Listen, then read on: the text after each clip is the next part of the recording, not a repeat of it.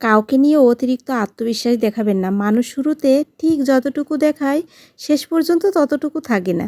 সময় আর পরিস্থিতি মানুষের আসল রূপটা ঠিকই সামনে এনে দেয়। তো নমস্কার বন্ধুরা, নতুন একটি ভিডিওয়ে সবাইকে অনেক অনেক স্বাগত ও ভালোবাসা।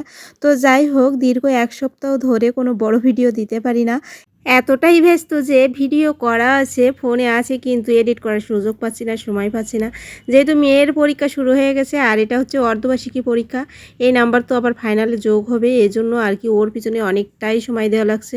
তো যাই হোক, আজকে কিন্তু আমি তেল কই রান্না করব। তো এই যে গতকালকে অনেকগুলো মাছ এনেছিল, শিং, কই, মাগুর, শোল, তো সবগুলোই রেখে দিয়েছিলাম। আর এই কই মাছগুলো আর রাখা হয়নি, কই মাছগুলো জ্যান্ত ছিল, তো ভাবলাম জ্যান্তই কাটবো। তো তখন আর কাটার সুযোগ হয়নি, আর মেয়েরাও কাটতে দিচ্ছিল না। ওদের খুব ভালো লাগছিল, তো বেচিংয়ে ছিল ওইভাবে। তো এই একটা মাছ মারা গেছে, মাছগুলো উঠিয়ে এখন কেটে নেব তেল কই রান্না করার জন্য। তো যাই হোক, 4 জনে 4টা মাছ রান্না করব আর রেখে দেব। তো যাই হোক, এই যে দেখো মাছগুলো না আমি ভালো কাটতে পারছিলাম না। যাই হোক, আমি কিন্তু ছোটোবেলা থেকেই মাছ কাটায় অত পারদর্শী না।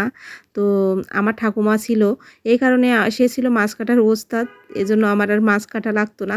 তো ছোটোবেলা থেকেই কিন্তু টুকটাক সব কাজই আর কি কম বেশি পারি, কিন্তু এই মাছ কাটাটার কাছে আমি হেরে যাই, কেন জানি না। মাছ কাটতে গেলে আমার অনেকটাই দেরি হয় বলে আমার মা কিন্তু ছোটোবেলা থেকেই আমার কখনোই মাছ কাটতে দিত না।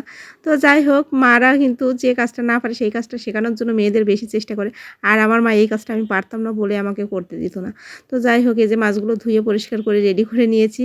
আর এখানে এই যে কচু সিদ্ধ হয়ে গেছে, কচু দিয়ে চিংড়ি মাছ দিয়ে রান্না করব। এটা ছিল ছোলা কচু। আর এখানে তেল কই রান্না করার জন্য জিরা, কাঁচা লঙ্কা, শুকনো লঙ্কা একসাথে সব বেটে নিয়েছি। এই যে কচুগুলো এখন নামিয়ে আমি মাছগুলো ভেজে নেব। তো আর আজকে রান্নাটা কিন্তু সরিষার তেল দিয়ে করব। আমি কিন্তু অনেক দিন ধরে আর কি সয়াবিন তেল খাচ্ছি, কিন্তু তেল কইটা আমার মনে হলো যে সরিষার তেল দিয়েই বেশি ভালো লাগবে। তো এই জন্য সরিষার তেল দিয়েই রান্না করব আজকে। তো মাছগুলো কিন্তু খুব বেশি কড়া করে ভাজবো না, তো মোটামুটি আর কি ভেজে নেব। আর এই মাছগুলো ভেবেছিলাম যে চাষের, কিন্তু আসলেই না। এই মাছগুলো কিন্তু বিলের মাছ, মাঠে আমাদের ওদিকে যেরকম হয় ওরকম।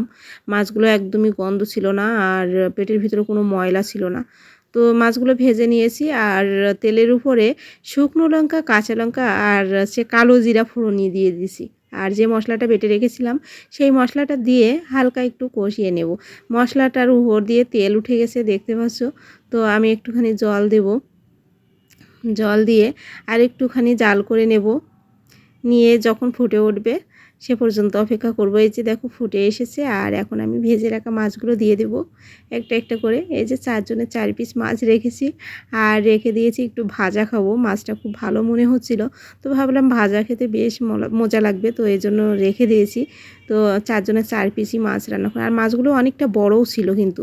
আর এই যে হয়ে আসার সময় এসেছে, এখন একটুখানি কাঁচা তেল দিয়ে দিলাম। কাঁচা সরিষার তেলটা দিলে কিন্তু অনেকটা ভালো লাগে। দিয়ে আর একটুখানি ঢেকে রাখবো, আর এই যে নামিয়ে নিয়েছি। কেমন লাগলো অবশ্যই কমেন্ট করে জানিও কিন্তু।